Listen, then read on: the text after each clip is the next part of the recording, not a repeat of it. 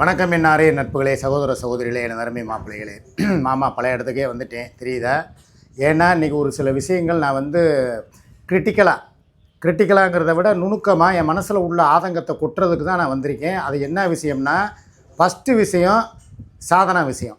சாதனாவை பற்றி முதல்ல நான் இந்த இடத்துல சில விஷயங்கள்ல உங்கள்கிட்ட பகிர்ந்தே ஆகணும். ஏன்னா காரணம், இது வந்து ஒரு சின்ன விஷயமா இருந்து ஒரு பூதாகரமாக வந்து விஸ்வரூபம் எடுக்கிற மாதிரி எனக்கு தெரியுது. என்ன விஷயம்னா, நாங்கள் ஆக்சுவலாக வந்து திருப்பூர் அவார்டு ஃபங்க்ஷனுக்கு போனது, நானும் சூர்யாவும் போனோம். சூர்யா வந்து எப்படி ட்ரெஸ் பண்ணிட்டு வந்தாங்கிறது உங்களுக்கு தெரியும். சாதனா எப்படி ட்ரெஸ் பண்ணிட்டு வந்தாங்கங்கிறதும் உங்களுக்கு தெரியும். ஏன்னா இந்த இடத்துல நான் வந்து மரியாதையை கடைப்பிடிக்கிறதுக்கு விரும்புகிறேன். அவங்க எப்படி ட்ரெஸ் பண்ணிட்டு வந்தாங்கங்கிறது தெரியும். ஏன்னா ஒரு அண்ணனாக வந்து நான் வந்து சில அட்வைஸ்கள் பண்ண வேண்டியது இருக்குது. ரெண்டாவது, சில விஷயங்களில் அவதூறுக்கள் என்னையை பற்றியும் சூர்யாவை பற்றியும், சூர்யாவை கூட யாரும் சொல்கிறதில்ல, என்னையை போய் தேவையில்லாமல் அவங்க லைவில் போய் சாதனா மேடம் அவங்க லைவில் போய் என்னையை பற்றி அவதூறு பரப்பிக்கிட்டு இருக்காங்க. இது வந்து நான் வன்மையாக கண்டிக்கிறேன். ஒன்று. ரெண்டாவது, நேற்று என்ன நடந்துச்சுங்கிறத உங்களுக்கு சில பேருக்கு தெரியாது. சாதனா லைவ் பார்த்தவங்களுக்கு தெரியும், இல்லை மற்றவங்களுக்கு தெரியும், என்னுடைய கமாண்டர்ஸு என்னுடைய மாப்பிள்ளைகளுக்கு தெரியும். அதாவதுங்க, நான் லைவு 10 to 11 முடிச்சுட்டு படுக்க போகிற நேரம் படுத்துட்டேன். ஆக்சுவலாக நான் எப்பயுமே வந்து லைவ் முடித்தேன்னா ஒரு ஜஸ்ட்டு போய் ஒரு ஸ்மோக் பண்ணிட்டு வந்து திருப்பி வந்து ஒரு 10 நிமிஷமோ இல்லை ஒரு அரை மணி நேரமோ இன்ஸ்டாகிராம், ஃபேஸ்புக், யூடியூப்பு எல்லாம் ஒரு ரவுண்டு அப்படியே பார்த்துட்டு ஒரு 1/2 hour அதுக்குன்னு ஒதுக்கிட்டு படுக்க வேண்டியது என்னுடைய பழக்க வழக்கம். இது இயல்பாக நான் எப்பயும் பண்ணுற விஷயம். திடீர்னு பார்த்தா நேற்று நைட்டு வீடியோ பார்த்துக்கிட்டு இருக்கேன், இன்ஸ்டாகிராமில் இருந்தேன். அப்போ சம்மந்தம் இல்லாமல் சாதனாக்கிட்ட இருந்து எனக்கு ஒரு ஃபோன் வருது. என்னடா அது இந்த நேரத்தில் இந்த பிள்ளை கூப்பிடுது, பிள்ளைன்ட்டேன், இந்த மேடம் கூப்பிட்றாங்க, என்னவா இருக்கும் அப்படின்னு சொல்லிட்டு நானும் யதார்த்தமாக ஆன் பண்ணி என்னம்மா அப்படின்னு சொல்லி நான் கேட்க, இந்த நேரம் கூப்பிட்ருக்கேம்மா என்னம்மா அப்படின்னு சொல்லி கேட்க. ஏன்னா அந்த டயத்தில் அன்டயத்தில் ஒரு பெண் ஆணுக்கோ ஒரு ஆண் பெண்ணுக்கோ வந்து ஃபோன் பண்ண மாட்டாங்க. இருந்தாலும் என் தங்கச்சிங்கிறதுனால அந்த உரிமையில் அண்ணனுக்கு அடிச்சிருக்கு. நானும் சரின்னு சொல்லி எடுத்து என்னம்மா விஷயம் அப்படின்னு சொல்லி நான் கேட்க, அது உடனே வந்துக்கிட்டு உட்காந்துட்டு அளந்து தள்ளுது. இந்த மாதிரி வந்து நீ என்னை வந்து அவதூறு பரப்புறியாமே, நான் வந்து யூடியூப்பில் அந்த அவார்டு ஃபங்க்ஷனில் வந்ததில் வந்து கருப்பு சேலை கட்டினதில் வந்து நீ ஏதோ வந்து என்னை வந்து திட்னியாமே 4 பக்கம் போய், இல்லை என்னை வந்து சீரியல் பல்ப்பு போட்டு லைவ் போடுறா, மெம்பர்ஷிப் லைவ் போடுறான்னு சொல்லி என்னை பற்றி நீ பேசுனியாமே, இதெல்லாம் வந்து நீ எப்படி பேசலாம், ஏன் பேசலாம் அப்படின்னு சொல்லி ஒரே கொந்தளிப்பு. நான் கூப்பிட்டு அமைதியாக பேசினேன், இங்கே வாமா, உனக்கு இந்த இடத்துல நான் சப்போர்ட் பண்ணவனே நான் தான். நீ வந்து உன்னை 1000 பேர் சொன்னேன், இப்படி வந்து அவுத்து விட்ட மாடு மாதிரி உட்காந்துக்கிட்டு ஒரு ஃபங்க்ஷனில் போய் இப்படி குத்தாட்டம் போட்டுக்கிட்டு வந்திருக்கிறா, இவெல்லாம் வந்து சமுதாய சீர்கேடு என்னென்னமோ போட்டு எங்கெங்கேயோ உனக்கு எதிர்ப்பு குரல் கிளம்பி வீடியோக்கள்லாம் நிறையா பேர் போட்டுக்கிட்டு இருந்தாங்க. அதையும் நான் பார்த்தேன். பார்த்துட்டு என்கிட்ட வந்து இதே கேள்வியை கேட்டாங்க. அப்போ நான் சொன்ன ஒரே பதில் என்னென்னா, அவங்க ஒரு யூடியூபர் ப்ளஸ் ஒரு டிக்டாக்கர். ஆரம்பத்துலேருந்தே வந்து நாங்கள் வந்து இப்போ ஒரு உதாரணத்துக்கு எடுத்துக்கிறோன்னா அப்படின்னா, ஒரு சினிமா ஃபங்க்ஷனுங்க, ஒரு கவர்ச்சி நடிகர், ஒரு சிலுக்கு, அனுராதா, டிஸ்கோ சாந்தி, இப்போ ராஷ்மிகா மந்தானா, இப்போ இன்னும் எவ்வளவோ பேர் இருக்காங்க, அனுஷ்கா, இன்னும் ஏகப்பட்ட சிம்ரன், ஏகப்பட்ட நடிகைகள் இருக்காங்க கவர்ச்சிக்குன்னே வந்தவங்க. இப்போ அவங்கெல்லாம் ஒரு ஃபங்க்ஷனுக்கு போகிறாங்க, என்ன இழுத்து பொத்திக்கிட்டா போகிறாங்க. ஒரு அவார்டு ஃபங்க்ஷனோ இல்லை ஏதோ ஒரு ஃபங்க்ஷனுக்கு போனால் அவங்க வந்து அங்கே வந்து டான்ஸ் ஆடுறது. ஏன் இப்போ நம்ம ஸ்ருதிஹாசன் முதற்கொண்டு ஒரு டான்ஸ் ப்ரோக்ராமில், ஏன் டைரக்டர் சங்கர் மகள் அவங்க முதற்கொண்டு ஒரு ஃபங்க்ஷனில் போய் நல்லா வந்து ஒரு இந்த அதை என்ன ஜெர்கின் ட்ரெஸ் மாதிரி போட்டுக்கிட்டு ஒரு வீடியோக்கெல்லாம் டான்ஸ் ஆடுறது, மூமெண்ட் கொடுக்குறது, இதெல்லாம் இயற்கை. யாரை வேணாலும் குறிப்பிடலாம். எவ்வளவோ வந்து மீடியாவுக்குள்ளே குணச்சித்திர கதாபாத்திரத்தில் நடிக்கிற நடிகர் நடிகைகள் கூட ஒரு ஃபங்க்ஷன், அவார்டு ஃபங்க்ஷன் வந்தால் ஒரு அதை மாதிரி வந்து ஒரு ட்ரெஸ் பண்ணிட்டு வர்றது இயற்கை தான். அப்படிங்கும்போது அவங்களும் அதே மாதிரி தான்ப்பா தம்பி, ஒரு ட்ரெஸ்ஸிங் சென்ஸில் வந்து ஒரு கவர்ச்சி நடிகை. அவங்களுக்கு வந்து இன்னொரு பேர் சாதனானா, அவங்களுக்கு வந்து ஒரு கவர்ச்சி நடிகைன்னு இன்னொரு பேரே இருக்குது. குத்தாட்டத்தில் புகழ் பெற்றவங்க அவங்க. அப்படிங்கும்போது ஒரு அவார்டு ஃபங்க்ஷனுக்கு அப்படி தான் வருவாங்க. இதை பற்றி கண்டிக்க வேண்டிய உரிமையோ இதை கேட்குறதுக்கு ரைட்ஸோ நம்மளுக்கு கிடையாது. ஆக்சுவலாக வந்து அவங்க வீட்டுக்காரரு சின்னத்துறைக்கு தான் இது உண்டு அப்படின்னு சொல்லிட்டு நான் முடிச்சுட்டேன் இந்த பிரச்சனையை. இது எல்லாருக்குமே தெரியும். என் லைவில் வர்றவங்க வராதவங்க, சாதனாவோட ஆதரவாளர்கள், எதிர்ப்பாளர்கள் எல்லாருக்குமே தெரியும். அப்படி இருக்கும் பொழுது யாரோ பொருத்தி போட்ட தீப்பை பற்றிக்கிட்டு அப்படியே நெருப்பாக எரியுது. காரணம் வந்து என்கிட்ட கேட்டுச்சு, நான் அப்படிலாம் இல்லைம்மா, எனக்கு ஏற்கனவே என் குடும்ப பிரச்சனையே பெருசாக போய்கிட்டு இருக்குது, என் வீட்டில் இங்கே வந்தவளும் சரியில்லை, நான் வாச்சவளும் சரியில்லை, கட்டினவளும் சரியில்லை, என் கூட கூத்தியாளாக இருக்கிறவளும் சரியில்லை, இவளுக பஞ்சாயத்து ஒவ்வொரு பக்கமாக இழுத்துட்டு வர்றாளுக. இதை தீர்க்கிறதுக்கே எனக்கு நேரம் பத்தலை. இவளுக 2 பேரும் போடுற சக்காளி சித்தி சண்டையை வந்து இது பண்ணுறதுக்கே எனக்கு நேரம் இல்லை. என் வாழ்க்கை அப்படி போய்கிட்டு இருக்கு. இதில் புது புது பிரச்சனைகளை நான் என் தலையில் தூக்கி ஏற்றிக்கிற மாட்டேம்மா அப்படின்னு சொல்லி லைவில் சொல்லி முடிச்சிட்டேன். இதுதான் நடந்தது. ஆனால் சாதனா வந்து லைவில் உட்காந்துக்கிட்டு தான் இந்த மாதிரிலாம் வந்து ஃபோன் பேசி இந்த மாதிரி வந்து என்கிட்ட கேட்குது அப்படிங்கிறது எனக்கு வந்து சத்தியமாக தெரியாது. நான் யதார்த்தமாக எப்பயும் போல தான் நான் பேசினேன். ஆனால் அதையும் வந்து அங்கே போய் நீ லைவ் போடுறத அவன் பார்த்துட்டு வேணும்னா அதை நீயும் உன் வாயால் சொன்னவார், அதைத்தான் எனக்கு ஜீரணிக்கவே முடியலை. என் லைவை பார்த்துக்கிட்டு இருந்திருப்பார். நான் பார்த்துட்டு அப்படியே வந்து வீடியோக்குள்ளே வந்து பேசும்பொழுது ஃபோனில் பேசுகிறதுக்கு அவர் பம்முறாரு, பயப்படுறாரு, நான் ஏதாவது சொல்லிடுவேணும்னு சொல்லி அச்சப்படுறாரு, டபுள் கேம் ஆடுறாரு, நீ பேசுனதெல்லாம் நானும் பார்த்தேன் அப்படின்னு சொல்லி வாய் கூசாமல் அப்பட்டமான பொய்யை நீ மீடியாக்குள்ளே நீ பேசின. ஒன்று நான் சொல்லவா, எனக்கு வந்து ஒருத்தவங்களை பிடிக்கலைன்னா அவங்கள பற்றி எங்கேயுமே எந்த இடத்துலையுமே நான் பேச மாட்டேன். அதே சமயம் ஒருத்தவங்களை பிடிச்சி போச்சுன்னா அவங்களுக்காக அவங்க தரப்பு நியாயத்தை இந்த மீடியாக்குள்ளே குரல் கொடுக்குறதுக்கும் நான் தயங்க மாட்டேன். உனக்கே நல்லா தெரியும்ல. உன்னை நான் என்ன சொன்னேன், அந்த பிள்ளைக்கு 1008 பிரச்சனை இருக்குது. குடும்பத்தை பார்க்கணும், பிள்ளை குட்டிகளுக்கு சாப்பாடாக்கி போடணும், படிக்க வைக்கணும், பேத்தியை பார்த்துக்கிறணும், இன்னும் வீட்டுக்காரருக்கு கூட மாட ஒத்தாசையாக இருக்கணும். ஒரு வீடு கட்டிட்டா இன்னொரு வீடு நீ பக்கத்துலேயே கட்டிக்கிட்டு இருக்கிற மாதிரி சில வீடியோக்களை நான் பார்த்தேன். ஆக அவள் அடுத்தடுத்த ஸ்டெப்புக்கு அவள் போய்கிட்டு இருக்கா. தேவையில்லாமல் வந்து என் விஷயத்தில் வந்து மூக்க நுழைச்சி என்னை அவமானப்படுத்தணும்னாலோ அசிங்கப்படுத்தணும்னா சாதனாவுக்கு நோக்கம் இல்லைன்ட்டேன். நான் அப்படித்தான் நான் பேசியிருக்கேன். ஆனால் இதை நீ வந்து புரிஞ்சுக்கிறாம நீ வந்து தவறுதலாக என்னை நினச்சேன்னா நான் வந்து அப்புறம் என்ன சொல்கிறது, நான் மன்னிப்பு தான் கேட்கணும் உங்ககிட்ட. இதுக்கு மேலே என்னால் யார்கிட்டயோ மன்னிப்பு கேட்டேன். உங்ககிட்டயே நான் மன்னிப்பு கேட்குறதுக்கு நான் தயங்க மாட்டேன். என்னுடைய அனுபவம் என்னோடய வயசை மீறி என்னை விட நீ சின்ன பொண்ணு தான் இருந்தாலும் நான் உங்ககிட்ட நான் வந்து மன்னிப்பு கேட்டுக்கிறேன். காரணம் என்னென்னா, நீ பேசுகிற பேச்சு இதை நாளுக்கு நாள் வளர்த்துக்கிட்டே போவானுங்க. இதுக்கு முற்றுப்புள்ளி வைக்கணுங்கிறது தான் என்னோட எண்ணம், குறிக்கோளும் அதுதான். ஏன்னா எனக்கு அடுத்தடுத்து எனக்கு சூர்யாவுக்கும் உனக்கு நல்லா தெரியும், நாங்கள் அடுத்த கட்ட நகர்வை நோக்கி போய்கிட்டு இருக்கோம். எங்களுக்குள்ள ஒரு லட்சியம் இருக்குது. ஏன்னா இன்றைக்கி நிலைமைக்கு நம்ம யூடியூப்பில் இருக்கிற எல்லாருமே ஒரு வீடு வாசல் கட்டி ஒரு நல்லது போலதை பார்த்து ஒரு நல்ல ஒரு விசேஷங்களை வச்சு நல்லா போய்கிட்டு இருக்காங்க. ஆனால் நாங்கள் தான் இன்னமும் சர்ச்சையிலேயே வாழ்ந்துக்கிட்டு இருக்கோம். ஏதாவது ஒரு பிரச்சனை, ஏதாவது ஒரு சர்ச்சை, ஏதாவது ஒரு வக்கீல் நோட்டீஸு, ஏதாவது ஒரு வாய்தா, கோர்ட்டு கேஸுன்னு சொல்லி அலைஞ்ச மணியமாக இருக்கும். இத்தனை கேஸ் இருக்குது. ஒரே ஒரு கேஸில் தான், திருப்பூர் கேஸில் மட்டும்தான் அவளுக்கு விடுதலை கிடச்சிருக்கு. இன்னும் வந்து திருச்சி கேஸ் இருக்குது, கோயம்புத்தூர் கேஸ் இருக்குது, மதுரை கேஸ் இருக்குது, இன்னும் ஏகப்பட்ட பிரச்சனை இருக்குது. வக்கீல் நோட்டீஸ் வந்ததுக்கு பதில் நோட்டீஸ் கொடுத்துருக்கோம். இன்னும் வாழ்க்கையில் ஏகப்பட்ட பிரச்சனையிலே வாழ்ந்துக்கிட்டு இருக்கோம். இதோடு சேர்த்து அடுத்து உன்னுடைய பிரச்சனையும் நாங்கள் இதில் கோர்த்துக்கணுமா, நாங்கள் வேணும்னு இதை வந்து எங்களுக்குள்ளே வாங்கிக்கிறணுமா அப்படிங்கிறது எங்களுக்கு தேவையில்லை. அதனால் இந்த பிரச்சனைக்கு இதோட முற்றுப்புள்ளி வைக்கிறதுக்காகத்தான் இந்த வீடியோவே மெயின் போடுறேன். நான் நல்லா கேட்டுக்கோங்க. இதுபோல் எனக்குள்ளே இப்போ ஏகப்பட்ட பிரச்சனை வேறு ஓடிக்கிட்டு இருக்கு. இன்றைக்கி காலையில் கூட பாருங்கள், ஒரு பிரச்சனை, சம்பந்தமில்லாத பிரச்சனை. இது சாதனா சாப்டர் இதோட முடிச்சிருவோம். சாதனா, இனிமேல் நான் உன் விஷயத்தில் தலையிட மாட்டேன், நீயும் என் விஷயத்துக்குள்ளே வர வேணாம். எவனாவது கமெண்ட் போட்டானா எங்கள் அண்ணனை பற்றி எனக்கு தெரியும் அப்படின்ட்டு நீ போயிரு.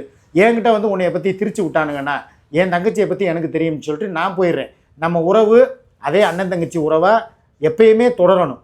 நாளைக்கு நீ ஒரு ஃபங்க்ஷனோ விசேஷமோ வச்சா நீ என்னையை கூப்பிடணும். நான் நாளைக்கு ஏதோ ஒரு புது வீடு பால் காய்ச்சறதுக்கு சூர்யா உன்னையை கூப்பிட்டா நீ வரணும். ஆக நம்ம 2 பேருக்குள்ளே வந்து உள்ள அந்த ரிலேஷன்ஷிப்பு எப்பயுமே ஒரு சகோதரத்துவமாகவும் நேசபாசத்தோட அன்போடு எப்பயுமே தொடரணும். நானே அவளை கூப்பிட்டு சத்தம் போட்டேன், சூர்யாவை, ஏப்பா ஒரு பிரச்சனைன்னு ஒன்று வந்துச்சுல, நம்மளும் வக்கீலோடு போய் அவங்க ஊருக்கு போய் அந்த பிரச்சனையை முடிச்சுட்டு வந்தோம்ல, அப்போ மாத்திரம் உட்காந்துக்கிட்டு சின்னத்துறைக்கிட்ட மன்னிப்பு கேட்டதும், வேல் செஞ்சு நான் திருச்செந்தூருக்கு போடுறேன்னு சொன்னதும், திருப்பரங்குன்றத்துக்கு ஏதோ காணிக்கை செலுத்துறேன்னு சொன்னதும், மடிப்பிச்சை ஏந்திரேன்னு சொன்னதும், எதையாவது ஒன்று நீ நிறைவேற்றினிய அப்படின்னு சொல்லி சூர்யாவை நான் சத்தம் போட்டேன். சாதனா விஷயத்தை நீ என்ன முடிக்காமல் இருக்க, ஒரு நேர்த்திக்கடை வச்சில அப்படின்றதுக்கு நான் 7 நேர்த்திக்கடை 7 வருஷம் இருக்கும் அப்படி இப்படின்னு சொல்லி ஒரு டைலாக் விட்டான். நான் அப்போயே சத்தம் போட்டேன், நான் ஓ பக்கம் எப்போயும் சப்போர்ட்டாக தான் இருக்கேன், நீ புரிஞ்சுக்க, தயவுசெய்து இந்த விஷயத்தை இன்னையோட முடிச்சிரு. லைவில் வருவானுங்க, இன்றைக்கே வருவானுங்க, என்னையும் இழுத்து விட்டு ஏதாவது வார்த்தையை வாயை பிடுங்கிறதுக்கு ட்ரை பண்ணுவானுங்க. விட்டுறாத, என்னை விட்டு கொடுத்துறாத, நானும் உன்னை எங்கேயும் விட்டு கொடுக்க மாட்டேன், ஓகேவா? ஏன்னா இதோட இந்த சாப்டரை நிப்பாட்டிக்கிடுவோம். என்னோடய அடுத்த விஷயத்துக்கு நான் வர்றேன். இது ரொம்ப ரொம்ப இம்பார்ட்டண்ட் விஷயம்.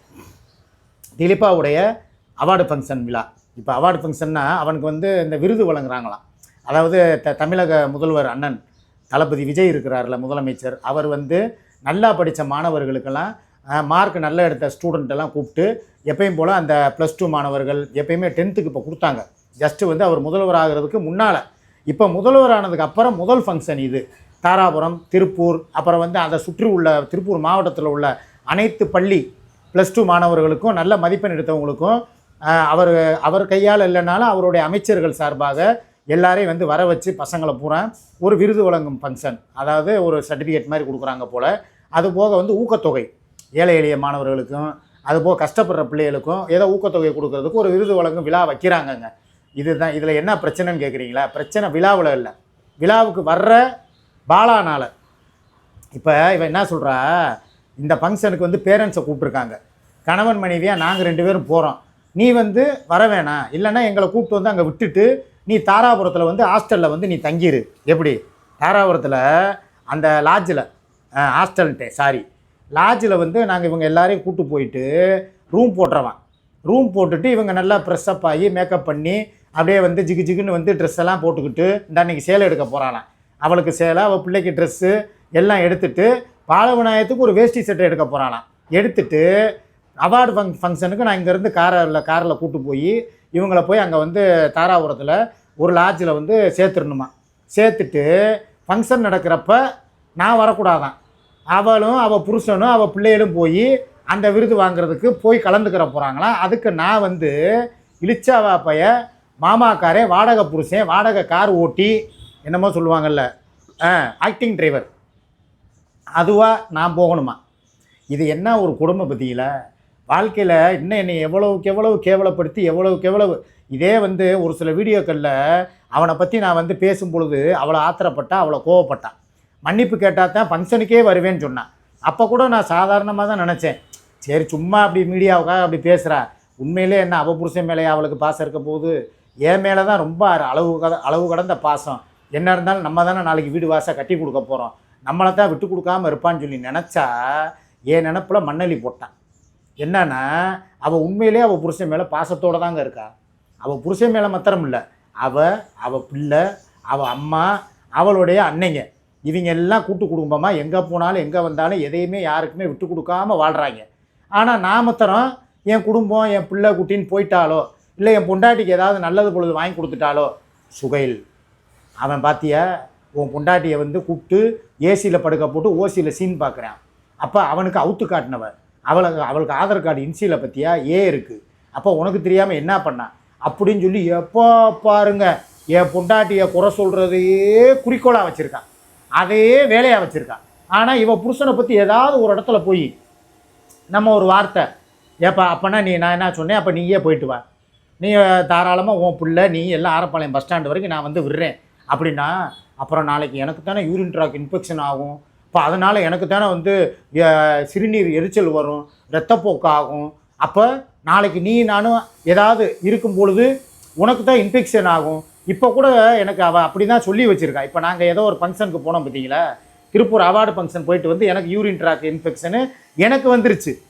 அப்போ அதுக்கு என்ன அவள் காரணம் சொல்கிறா, இது வந்து உனக்கு தன்னால் வர்றதுக்கு வேலை கிடையாது, என்னால் தான் உனக்கு வந்திருக்கு அப்படின்னு சொல்லி சொன்னான். என்னடா புரியாத புதிராக இருக்குது, இவளால் வந்திருக்குன்னா அப்போ நீ வேறு யாருக்கிட்டையும் போய் எதுவும் அப்படி இப்படிங்கிற மாதிரியா அப்படின்னு சொல்லி கேட்டதுக்கு சீச்சி வாயை கழுவு, அந்த மாதிரிலாம் இல்லை, எனக்கு வந்து அந்த வெயிலில் நீ காரை நிப்பாட்டி எடுத்தில ஹீட்டில் வந்து எனக்கு உடம்புல வந்து ஹீட்டு ஏறி அதனால் எனக்கு யூரின் ட்ராக் இன்ஃபெக்ஷன் ஆகி அங்கே நம்ம 2 பேரும் நாங்கள் திருப்பூர் போன இடத்துல அன்றைக்கி நைட்டு ரூம் போட்டு ஒரு இது நடந்துச்சு பார்த்தீங்களா குஜிலி மஸ்து, அந்த நேரம் உனக்கு வந்து என்கிட்ட இருந்து உனக்கு அஃபெக்ட் ஆகிருக்கு. அதனால் நான் இப்போ நீ அப்படி உங்கூட காரில் வந்தே ஏசியில் வந்து எனக்கு இப்படி உனக்கு இன்ஃபெக்ஷன் ஆகிருக்குன்னா நான் நீ தனியாக அனுப்புனேன்னா என்னமும் நடக்கலாம், பஸ்ஸில் போகிறது எனக்கு சேராமல் போகலாம், அதுக்காகவே என்னை கூப்பிட்டு வந்து விடு அப்படிங்கிறான்.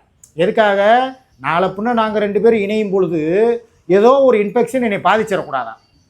இவ திட்டம் என்ன நான் சொல்லவ, இன்ஃபெக்ஷன் இப்போ இவ போய் எனக்கு வராமல் இருக்குன்னு நினைக்கிறீங்களா, கண்டிப்பாக வரும். எப்படி வரும்னு நான் சொல்லவ, நான் இப்போ போகாமல் தாராபுரத்துக்கு இவ்வளோ மாத்திரம் அனுப்புகிறேன்னு வைங்களேன், என்ன நடக்கும், பாலவனாயம் வருவேன், போன தடவை மாதிரியே இந்த வட்டமும் செல்லை சுவிட்ச் ஆஃப் பண்ணுவா, இல்லைன்னா என்னை தூக்கி பிளாக்கில் போடுவா, போட்டுட்டு ஏதோ சம்திங் அங்கே உள்ளுக்குள்ளே ஒரு கசமுசா நடக்குது, அதை வந்து பிள்ளைகள்கிட்டையும் சொல்லி வாயடைக்க வச்சுட்டா. கோகுல் ஒருத்தன் தான் போய் பேசாமல் இருந்தேன், பெரியவன்ட்ட நான் இதை பற்றி கேட்க போகிறதே கிடையாது, அப்பா வந்தாராடா இல்லை வந்து பாலவநாயகம் வந்தாரான்னு சொல்லி கேட்க போகிறது கிடையாது. ஆனால் கோகுல்கிட்ட கேட்பேன். கோகுலை என்ன பேசி பழகி வச்சுருக்கா தெரியுமா? கோகுல் இந்த மாதிரி சிக்கா கேட்டா, அவங்க அத்தா கேட்டா நீ வாயே திறக்காத, எனக்கு தெரியாதுன்னு சொல்லிடு, இல்லைன்னா வரலன்னு ஒரே போட்டுரு அப்படின்னு சொல்லி அவனை பழக்கி வச்சுட்டான். இப்போ அடுத்த கட்ட நடவடிக்கையா நான் இப்போ வரலன்னு சொல்கிறேன்னு வைங்களேன், இவளாக போகிறான்னு வச்சுக்கிடுவோம். ஒரு பேச்சுக்கு கண்டிப்பாக பாலவிநாயகன் வருவேன். வர்ற இடத்துல இவங்களுக்குள்ள ஒரு அண்டர்ஸ்டாண்டிங் இப்போ திக்னஸ்ஸாக ஓடுது. ஏன்னா முந்திலாம் பாலவிநாயகத்தை பற்றி நான் ஏதாவது ஒன்று பேசினா போயிட்டு போகுது அப்படின்னு சொல்லி விட்டு கொடுத்து போனவ இப்போ அவனை பற்றி ஒரு வார்த்தை பேசினா கூட பொங்குறான். அப்படியே ஒரு நிமிஷத்தில் அப்படியே எப்படி என் புருஷனை பேச போச்சுன்னு கொந்தளிக்கிறான். அதுக்கு காரணம் என்ன? இவங்க 2 பேரும் பழையபடி ஜாயிண்ட் ஆகிட்டாங்க. என் கூட நடத்தின அதே மாதிரி ஒரு ஆலோசனை கூட்டத்தை பாலவிநாயகத்திட்டையும் போட்டுட்டா. இதுதான் நான் ஆணித்தரமாக நான் சொல்கிற விஷயம். நான் எப்பயுமே எனக்கு எப்படி தெரியுமா, ஒரு ஆளை கண்டுபிடிக்கணும்னா ஒருத்தவங்க மேலே எவ்வளோக்கு எவ்வளோ அவங்க பாசம் வச்சுருக்காங்க, எவ்வளோக்கு எவ்வளோ அவங்க நம்ம அவங்கள திட்டுனா நம்மளை எதிர்க்கிறாங்க அப்படின்னு பார்ப்பேன்.